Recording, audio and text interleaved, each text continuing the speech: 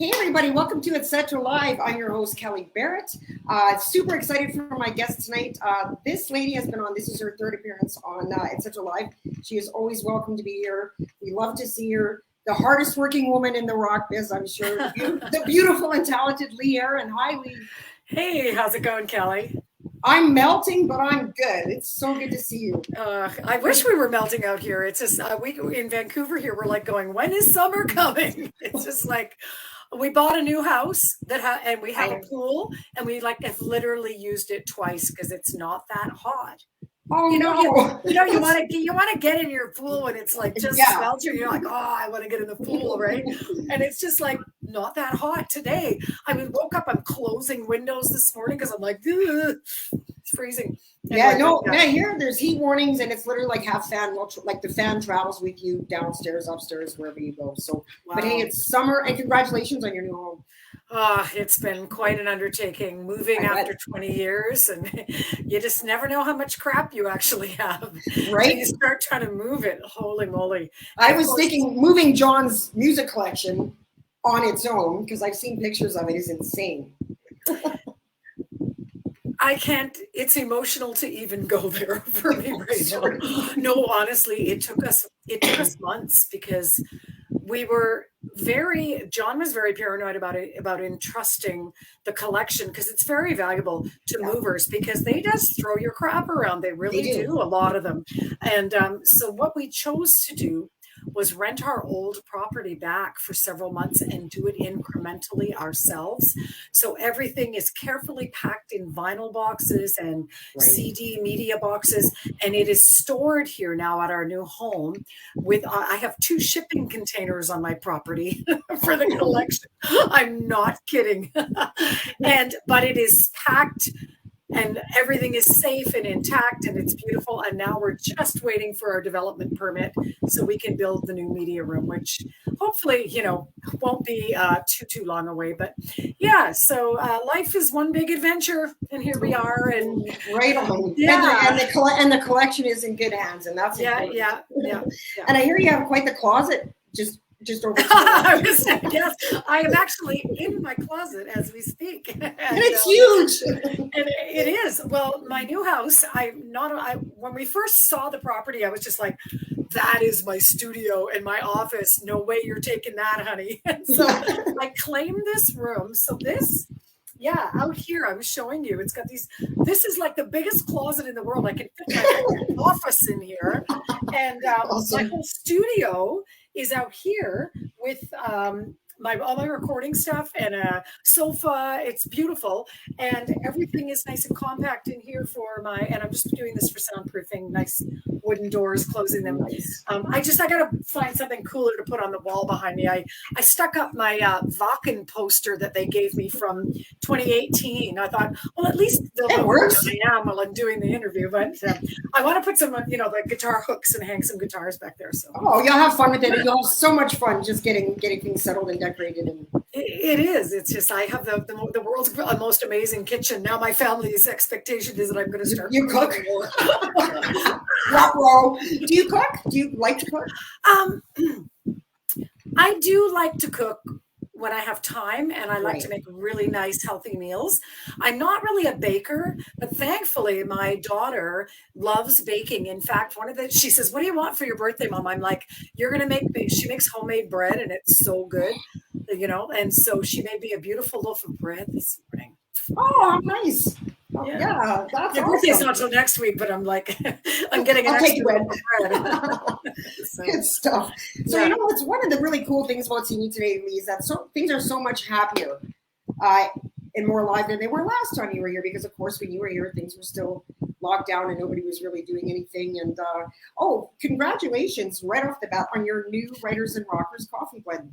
Oh, thank you. How exciting! They're lovely, and when they approached me, instantly I was like, because I've thought about doing various sort of lending my name to different things throughout the years, but alcohol didn't seem appropriate for me. Right. There like a few other things. And then when they approached me about the coffee, I went, yes, I love great coffee. Everybody my age loves great coffee, right? I Yeah. thought it just seemed perfect. And so it was really fun. They sent me a few blends. I tried them.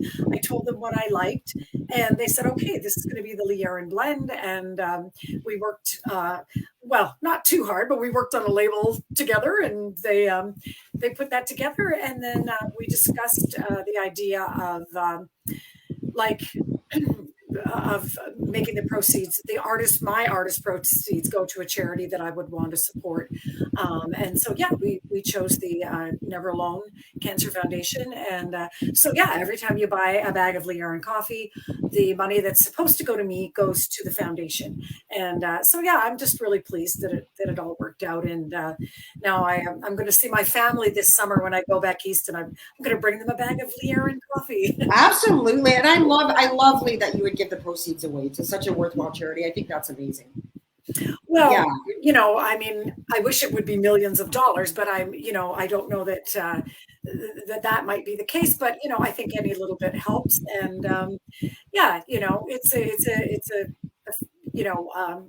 a cause that's near and dear to my heart. I've lost three of my greatest friends in the last decade to cancer, as well as my mother in 2017. And I think by the time you get to our age, pretty much everybody's life has been touched by this horrible illness that they're still working on a cure for. But I've learned. I love it. Yeah. I love it. Yeah, no, I love that you would do that. And speaking of, perfect time to give a huge shout out to Writers and Rockers Coffee, who are of course my show sponsors. Yeah, it's great. Well, you get Writers, Rockers, and it's just the coffee that's kind of like endorsed by the Canadian rock stars, and you've arrived, Lee, when you have a coffee named after you. I think it's awesome. And by the way, guys, you can check out Lee Body Rock Coffee. Now you know that the proceeds are going to a worthy cause. writersandrockerscoffee.com. So check it out. Yeah. We are getting a ton of people popping in, and I knew that was going to happen. Okay, good. People have been, so I should probably get to hi. Gordon Enright says good. I know Gordon Enright very well. He's got the top Lee fan flag all the time. So, hi, Gordon. Good to see you, Gordon. Perry Boyko, always good to see you, my friend. Mark Stone. Perry's just saying love the show. Oh, Eric Sherman says, hola, Karen. Hola? Karen. Hola, Karen. So I'm assuming he knows you personally, obviously. Karen. I don't know. Marlene Lynch, a good friend of mine. We were at the concert last night together. She's just saying hi, ladies.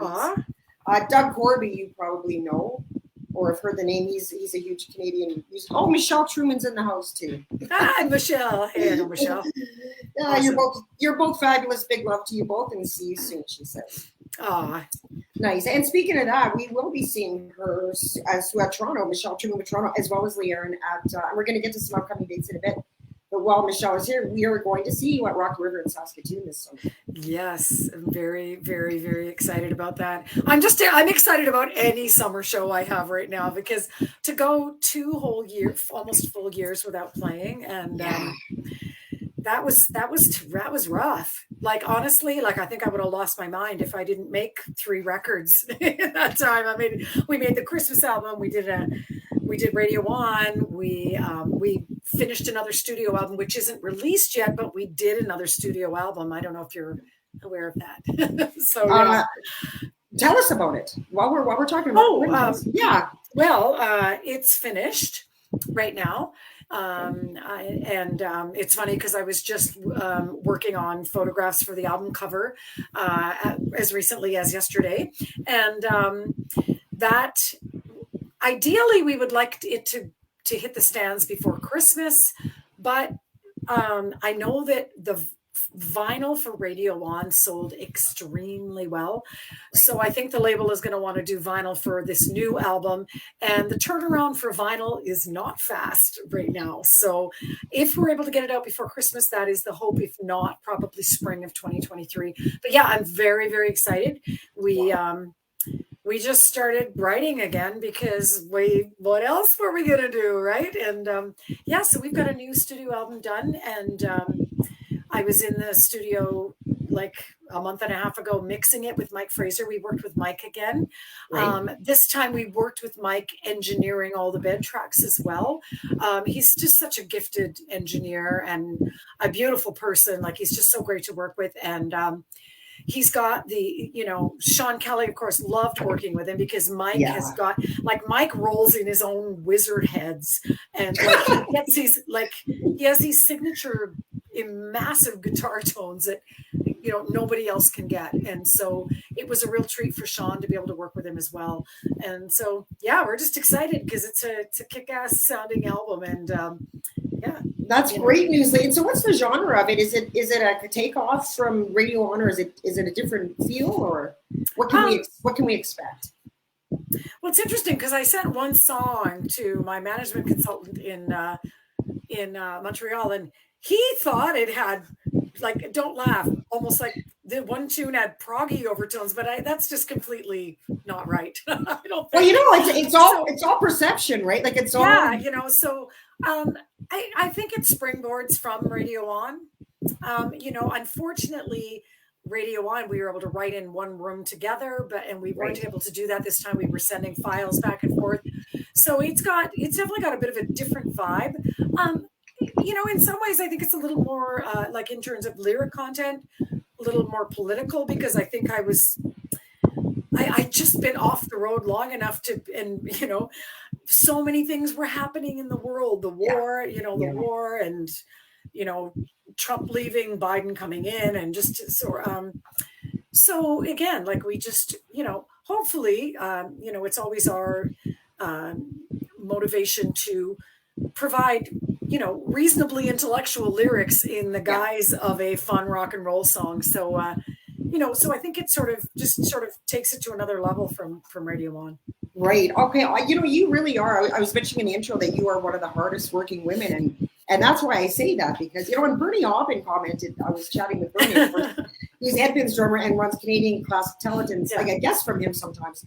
And he said, "Oh, Karen, what an angel. That girl is always writing. She just writes and works and comes out with album after album." And he, like, high compliments for you. And and you really are hardworking, and that's a testament to your love and passion for the craft. And I'm wondering, what drives and inspires you to just keep writing? Well, it's really not so much about work ethic for me. I guess I have a strong work ethic, but it's not so much, how do I explain it? These days in my life, I'm not so attached to outcomes. It's funny because I was having this discussion with someone a few days ago. It is about the work. It's about the process of the work. It's about the creative process of the work. And I'm happiest when when I'm creating, whether I'm creating the music or working on video concept, or even work like yesterday it was all about album cover concept, and I'm involved with every part of it at this stage of my life and career. Nice. Which I love. Yes. And it's really just about the process itself, and that's what and I'm a fan. I think I mentioned this on one of my previous shows with you. I'm a fan of music and of stuff out there. I have a 16-year-old that listens to all kinds of cool stuff. We found this a few artists that we really, really liked. We like Royal Blood, and we like Dave Rock, and we found these. My 16-year-old son, we like things. We'll stumble on stuff. You go, "Really, Mom? I like that band too." And I'm like, "How cool is that? How cool is that? We like the same things." And so I stay a fan, and when I'm listening to new music, it just keeps me inspired to want to keep writing. And it's funny because I was talking to Keith Sharp from Music Express a few days ago, and he said, he said that he found it refreshing to talk to me because, unlike some artists out there, I'm not so fixated on, I must achieve this by the time I'm retire, or I must achieve that. For me, it's just, I just want to keep doing it and keeping it fresh. And that, for me, that's what keeps me going. Does that make sense? Absolutely. Absolutely. And I think what a blessing to be at a point in your life where I love that that's where your head's at. I love that it's not about the album sales or the money or the, you know, like what a freedom. And you've earned that right to just do what you damn well please and write what you want to write and feel that need inside. And I think that's awesome. And I find that it's far more authentic when it's coming from that place for me. I mean, I've been through that whole thing in my life of being younger and being self-conscious and overthinking things. And, you know, it's like, if I have to think about it too hard, I should probably just put it on a shelf. Like it just, if it's flowing, if it's coming naturally, if I'm motivated, then, you know, just go with it, you know? Yeah, 100%. And it makes me think, Lee, of conversation we've had before in the show, and I hope it's okay to bring it up again, but it kind of lends into this. You went through that with the whole Metal Queen. And some people don't know this because when I found out about it a few shows ago with you, I was kind of surprised. But, you know, when the Metal Queen thing hit, the public kind of spun that around and turned it into almost like a sexually exploitive sort of thing. And that was not your artistical intent at all. Your intent was to empower women. And that's what the Metal Queen was about, was empowering women. What, right? We talked about this before. And that probably took a long time to shape that. Again, I had this conversation as recently as a few days ago with somebody else. And, you know, not to sound like a broken record of myself, but my story is consistent that, you know, back in the early to mid 80s, I mean, the industry was just hypersexualized, right? If you were a woman in 80s rock, the expectation was you were supposed to get up there and look amazing and dress in lingerie and sing. And in fact, you know, my motivation, of course, was I was a writer and an artist and a musician initially. But because corporate rock in the 80s became so co-opted, you know, it ended up that it got to this place where a lot of labels were going, well, you know, well, here's a pretty girl and she can sing pretty good and we can put her in these clothes and we can find her a bunch of songs. That wasn't where I was coming from at all. Do you know what I mean? But when you're sandwiched in between all of those similar things, and of course, you know, Motley Crue and Bon Jovi and Wasp and all of these bands that were using women as you know, hood ornaments on their car, adornments in their videos to make them look more virile, you know. When you're sandwiched in between all that stuff, I can see now in hindsight how the Metal Queen message just got completely lost with every 14 and 15-year-old boy out there. You know, like it's like, ooh, Leanne, she's my I need to marry her. Exactly, you know. So but so it's nice to be able to go back now and have this conversation and to clarify the narrative of what that was really all about, right? Right. I just want to clarify that because I think that's so important that people know where your artistic intentions were back then. And I feel like your kind of intentions have always been that way. All of your songs, I feel like, to some degree, are in the empowerment of the female race. I really do. I think I just think in certain parts, you know, that. Well, some girls do the same thing, right? Yeah. No, awesome. So, you know, Lee, I got to thinking too about, you know, the metal. Oh, a question that just popped into my head. Do you regret the Metal Queen days? Is that okay? Do I regret? No. Okay. You know, I definitely went through I went through a phase probably in the early 2000s where I was, you know, there was just this because you realize as you get older that your whole career is about perception, right? And media perception. And, you know, a lot of the media perception still at that point was that I was just this, you know, very, you know, how do I explain it? That wild and crazy and this wild and crazy girl that was partying every night. And, you know, that I was, you know, holding up this very, very tough image and which couldn't have been further really from the truth. And so I was just like, no, I'm not playing it anymore.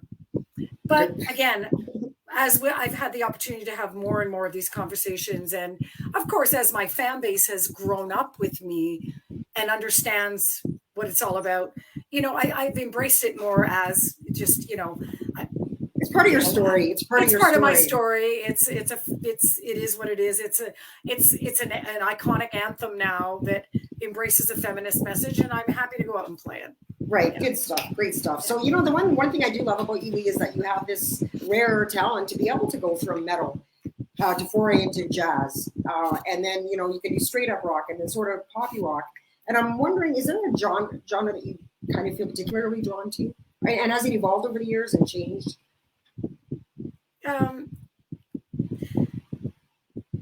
Yeah,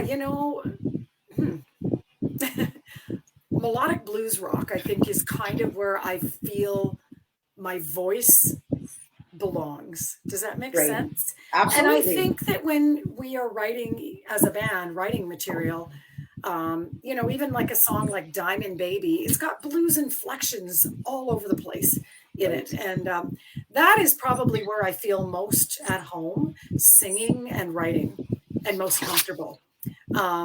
Yes, it's melodic. Yes, it's heavy. Is it bluesy? Yes.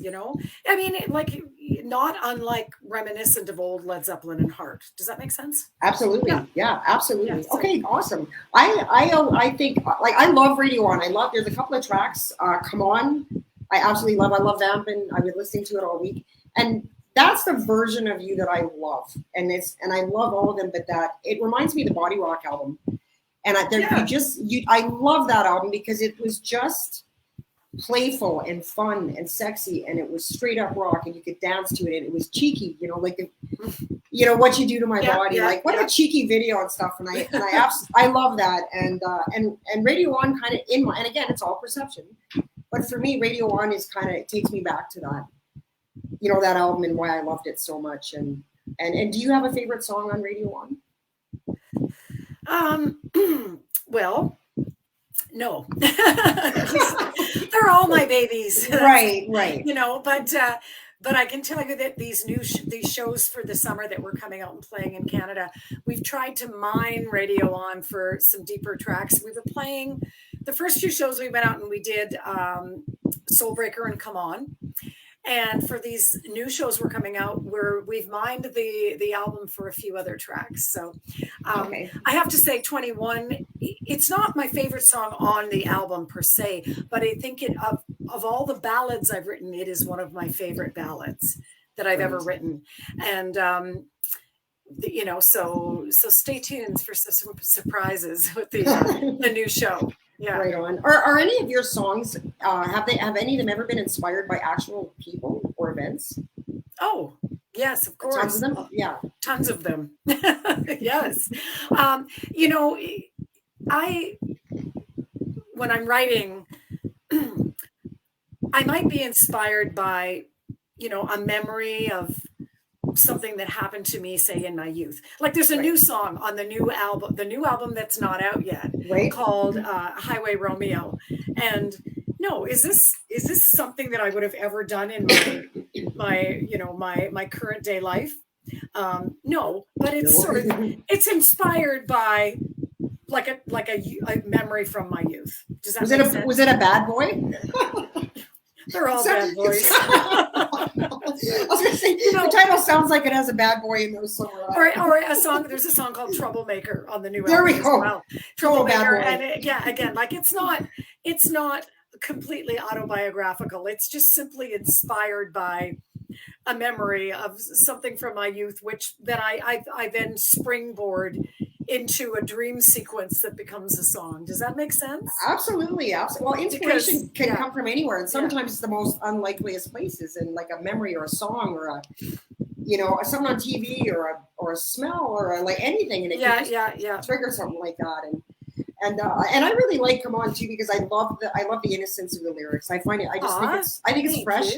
If I come on to you, you come on to me, and it's like, oh, it's fresh, and I love it. I love it. And by the way, you guys, you can check out Lee's album and pretty much everything Lee Aaron at the website scrolling across the bottom of your screen, www.leeaaron.com. Speaking of gigs, you have a really exciting one coming up on the 22nd of July. I do. Then before we go I want to show you something that's going to be landing at the Lee Aaron store, like literally tomorrow, except I don't know if I've got it here. I might have to walk into the other room.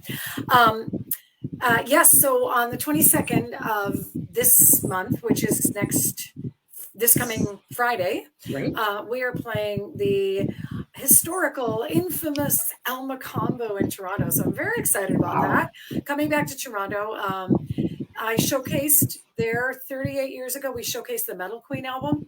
And so this is kind of a really, really cool homecoming. And they gave us the option to do a live recording there as well.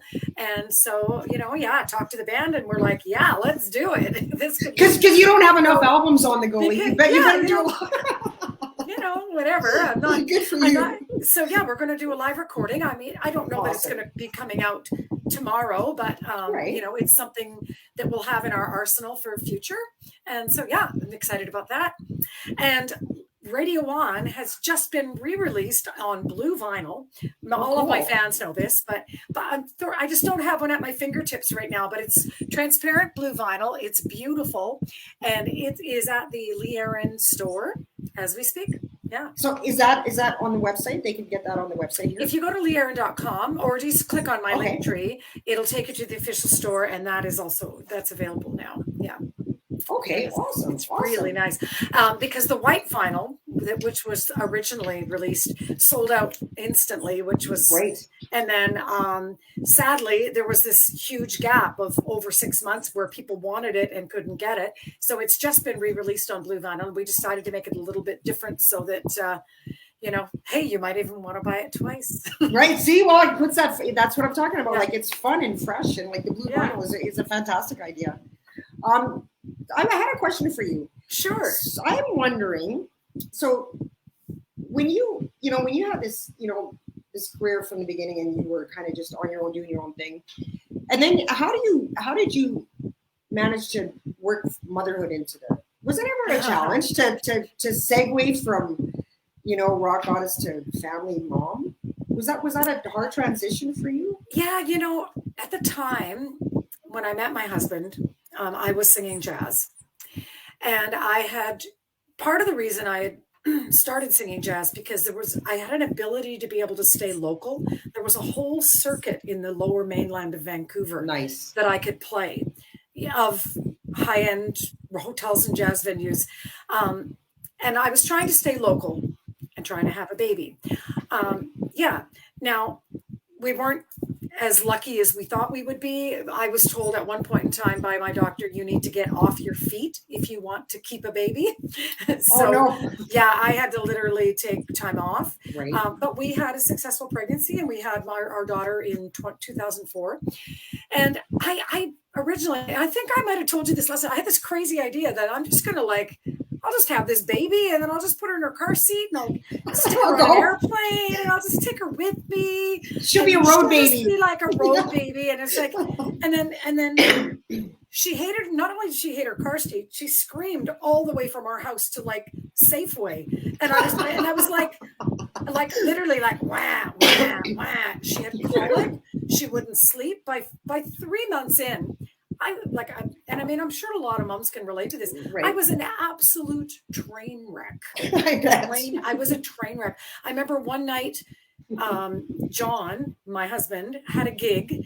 I'd been home for a month. He'd been home the full time with me, and he's like, I gotta go play this gig. And I'm like, you're leaving me alone with this baby by myself. And I didn't know if I could handle it.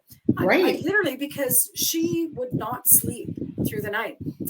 So I remember running the dishwasher, 4 times, leaning against the dishwasher, trying to get that sitting on top of the washing machine, just trying to get, and she'd fall asleep, and I'd be like, oh, okay.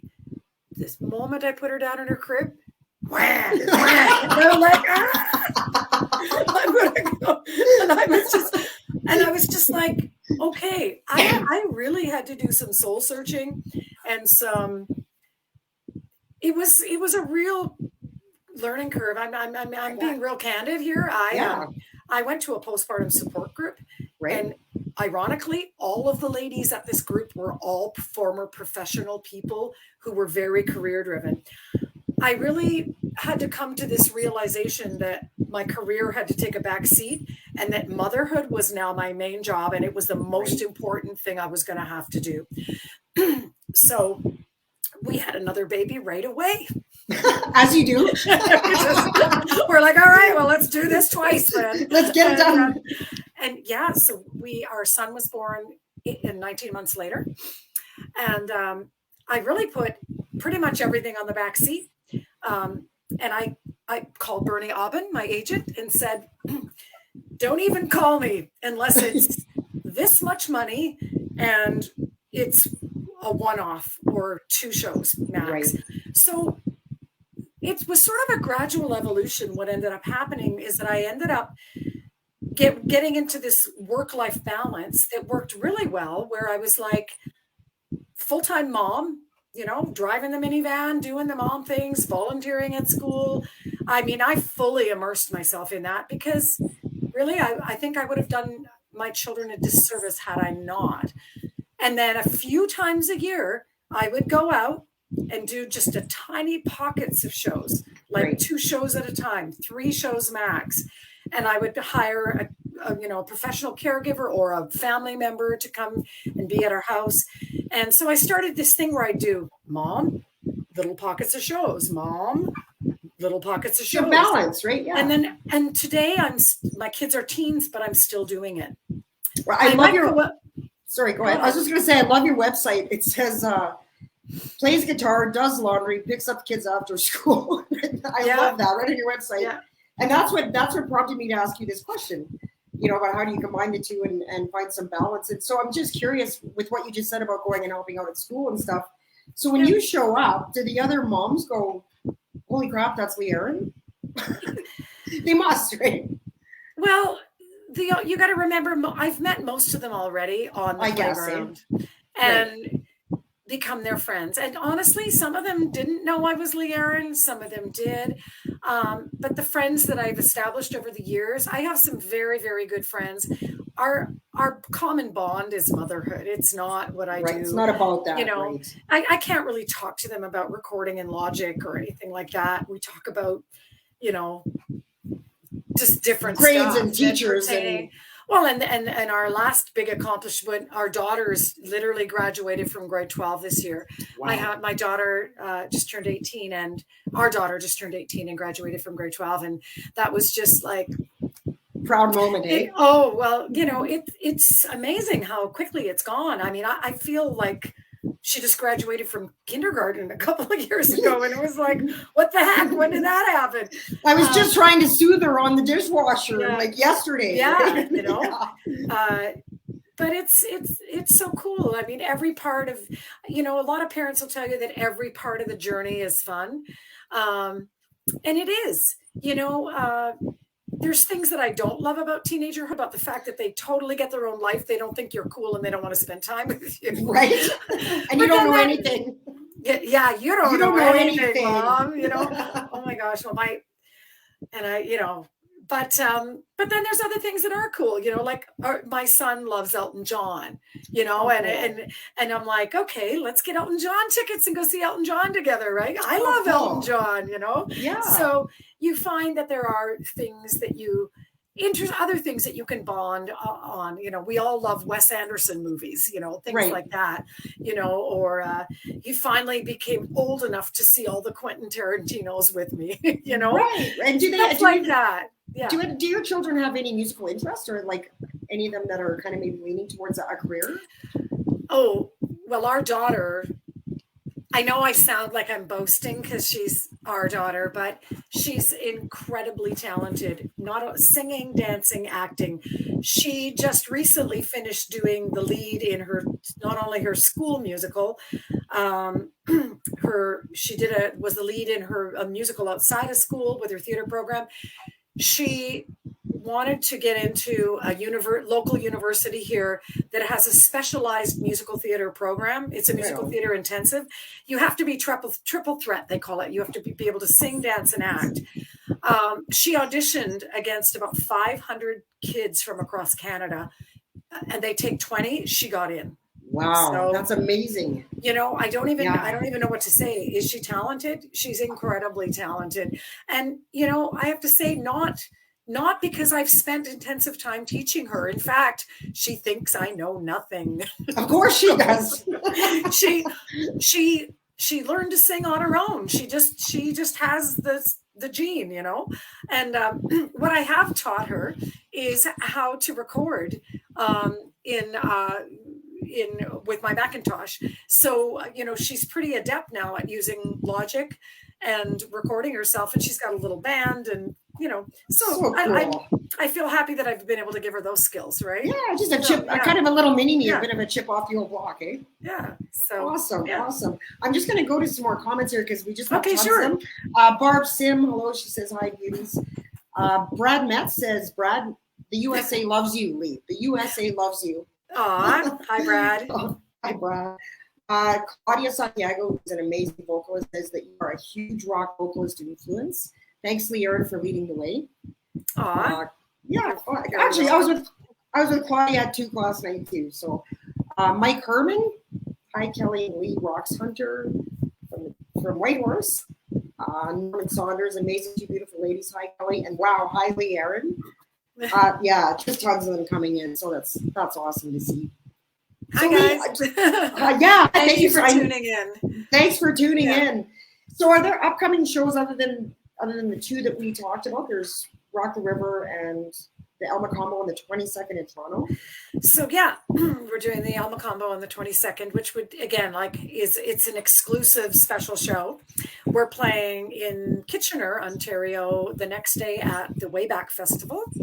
I'm doing Rock the River. I am doing Edmonton, a festival in Edmonton on the 20th of August. I'm trying to remember what it's called. Sorry, it's called the Rock Fest, I think. Sounds about right. It's like, that sounds about right. We'll original, yes. But I'm doing a Rock Maple Ridge on August 12th. We are doing, what else are we doing? We are doing Calgary at the Deerfoot Casino on July 30th. I'm going to Hamburg. We're headlining a festival in Hamburg on September 4th. Oh, wow. Hamburg, Germany. Yeah. And we are going to France in October and playing the Vouziers Fest. So, wow. Yeah, we got quite a few shows coming up. So they're all on leeaaron.com if you check it out. Okay, check them out. Yeah. Isn't it good to be back? Isn't it just so good to be back? It's amazing. It's amazing to be back. I really wish I didn't have to get on an airplane because my friends are texting me and phoning constantly going, the airlines are a mess. And I'm like, okay, well, I'm just hoping I'm going to get to everything, because we've got a couple of really tight connections with the Edmonton Festival. We have no choice but to fly the next morning to Saskatoon. Right. I've heard.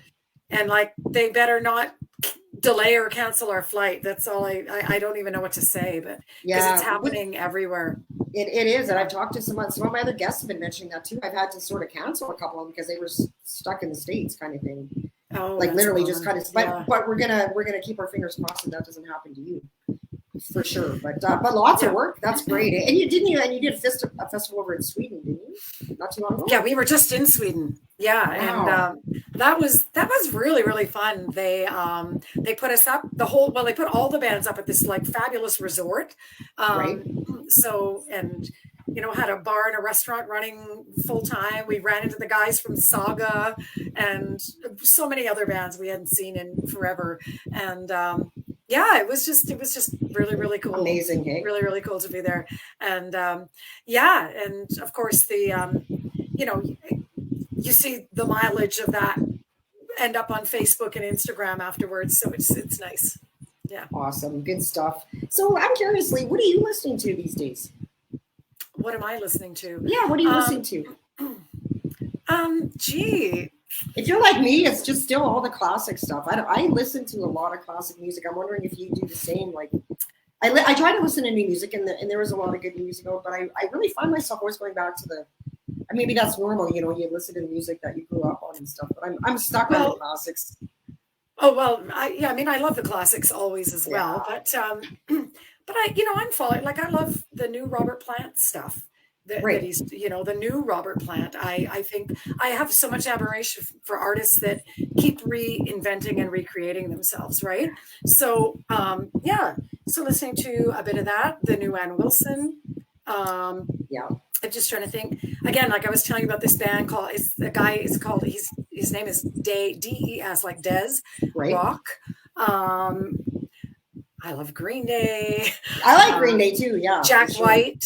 I know I talk about Jack White all the time. I love Jack White. No, Jack White's I love the great. new Jack White album.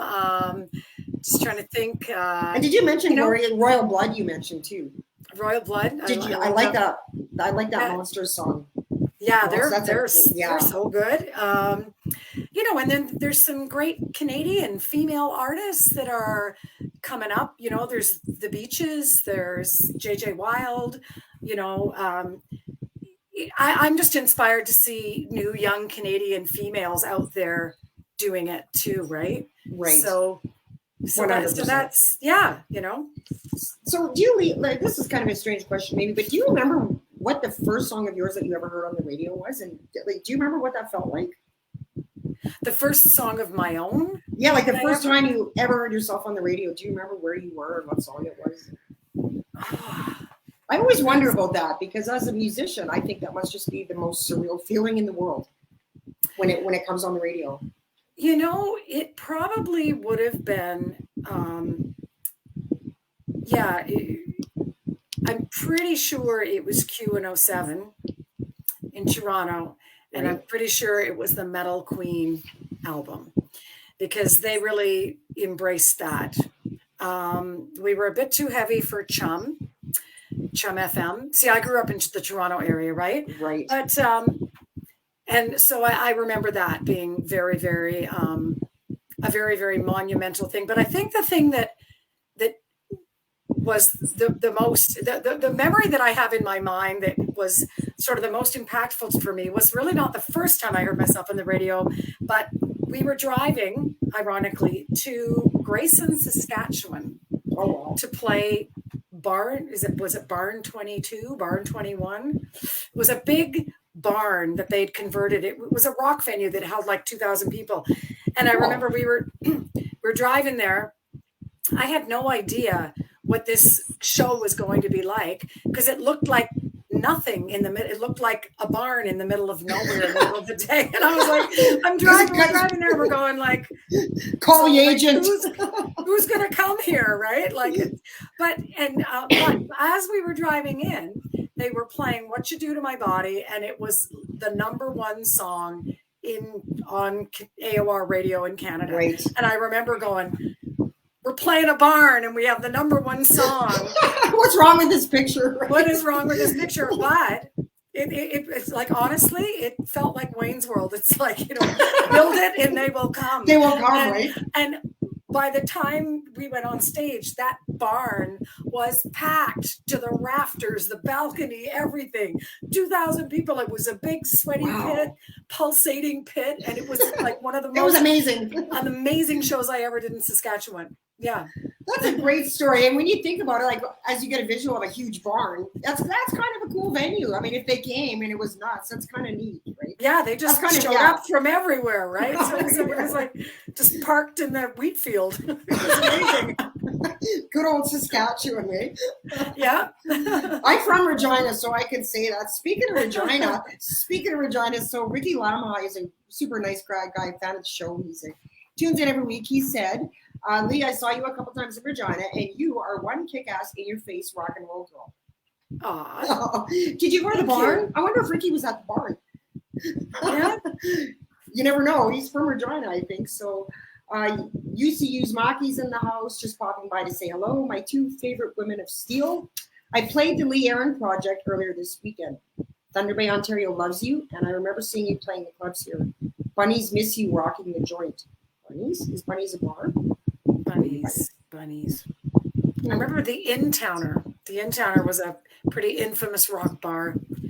In Thunder Bay, yeah. I remember like this place called the Sleazy G in Thunder Bay. Do you remember that place? I thought there was a place called the Landmark Inn. I thought it was called the Landmark Inn, and then there was the In-Towner. So I don't know. Years ago, Lee Canfield, who's a good friend of mine and a fan of the show, says, "Oh my goodness, good evening, Kelly and Lee. 2 of my favorite rockin' ladies. Just popping in to say hello. Big fan, Lee. Been a starstruck fan since the 80s." Aww. Wishing you and the band continued success. Blushing and running am I. I'm thinking Lee had the Metal Queen poster on his wall. I don't know. I'm thinking. Oh man. So Lee, what makes you the happiest these days? What makes me the happiest? Writing songs and spending quality time and having conversations with my kids.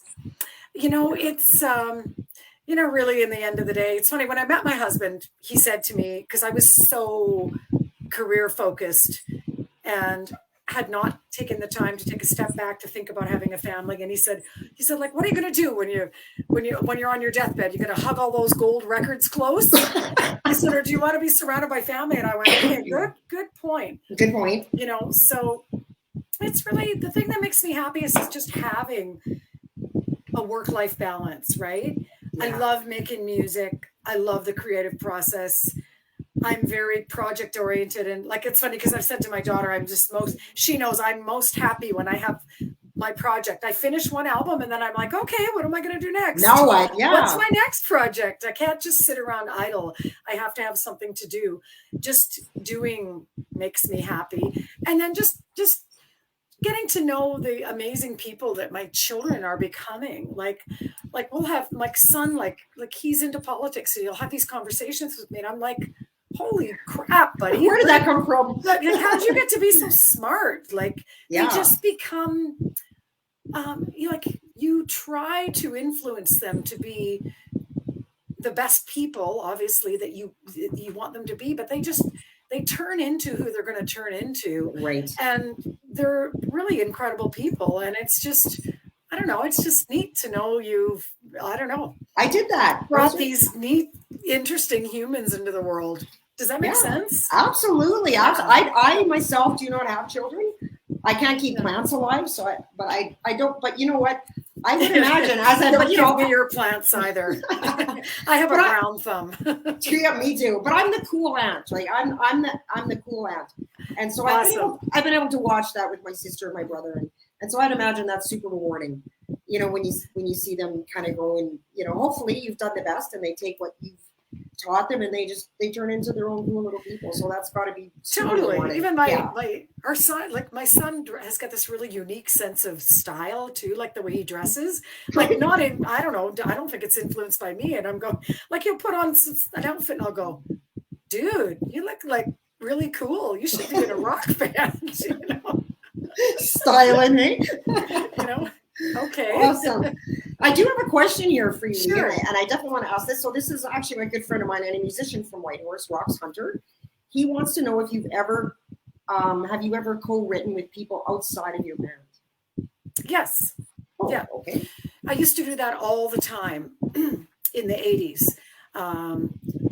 Because my former label owned part of my publishing as well, it behooved them to have you fly around and write with various people who were associated either with the publisher or not anyway. But so I've written songs in LA a few times with a few different writers. Body Rock was some songs on Body Rock were written with a gentleman named Paul Sabu.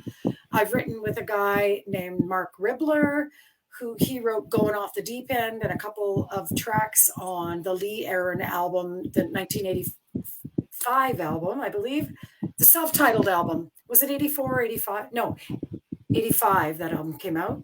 87. Sorry. That's okay. I don't know how you even get years. I can't remember years. What am I talking about? So so he wrote a couple of songs that he plays with Little Steven, and she's played with Bruce Springsteen now. I've written with Dan Hill. Sometimes when we touch, he wrote a Dream with me, which was, I can't remember which album it was on. It was on my third or fourth album. Who else have I written with? I don't know. I've written with a lot of other writers and people throughout the course of my career. But right. I have to say that some of those writing sessions were successful. the ones I'm telling you about right now. Right. I've written with some writer. I've gotten flown. Like I remember getting flown to Nashville and writing with a couple of guys down there. And we wrote songs, but they didn't really work out. Like it's kind of intimidating when you get thrown into a writing session with a writer who's, say, written some hits for somebody, not necessarily for you, but right. And you're kind of like, you don't really know this person very well, and you're put in a situation where, because writing, I always describe it like this. It's kind of like when you're creating something for the first time with a person, it's a little bit intimidating. I would guess, yeah. It's kind of like, showing everybody your ugly bits for the first time, or taking your clothes off in front of a complete stranger. I was going to say, you're vulnerable. Wearing a swimsuit in front of a complete stranger for the first time, because you're sort of showing them these intimate ideas that you have, and you don't know that they're going to say that, well, that sucks, or that's stupid. Well, your insides you're putting out there. So yeah, it's exactly. So what I love about writing with my band is we all know each other like brothers and sisters now. Yeah. After this amount of time, and nobody hurts anybody's feelings if you go, you know what? That's going to go the way of the dinosaur. Right, and you'll take it, and it won't be offended by it because you trust them, right? Exactly. So there's a level of trust there. So yeah, right now I'm really enjoying writing with the band, and I think some of my favorite albums, like those early Fleetwood Mac albums and things like that, or even the early Heart albums when Ann and Nancy were writing with the Fisher Brothers. There's like a magic with a band that knows each other really, really well. Yeah. Yeah. And if you've got a magical chemistry, why mess with it? Why mess with it? Exactly. So right. I'm really enjoying writing with the guys in my band right now. Oh, and so the band, of course, for those who don't know, is Dave Reimer and Sean Kelly and John Cody, who's your husband. Yes. Right. And how long have you all been playing together in that format? Well, Dave has now been in the band, since my son was born, so 16 years. Oh, wow. Eh? Sean has been in the band almost 9. What year is it? 2014, 6, 7, 8, almost 8, 9 almost years. So we've been together, and I've been with John for 21 years. So that's amazing. You don't see that very often, especially in the rock world. So you guys must be. Do you have any tips? Any advice for being married for 21 years? Oh, did I put you on the spot? You don't have to answer that. Never mind. Oh, look. Embrace your husband. Whatever weird thing he collects, just let him. It's funny because I have a girlfriend, and her husband has a whole bedroom full of vintage military gear. Like he literally bought mannequins to put these military outfits on. Oh, that's kind of creepy. That's creepy. And I'm like, but to each their own, right? John at least collects, whatever. John at least collects music, so that that's a good it's massive though. It's a massive music collection. One of the best pieces of advice I ever got.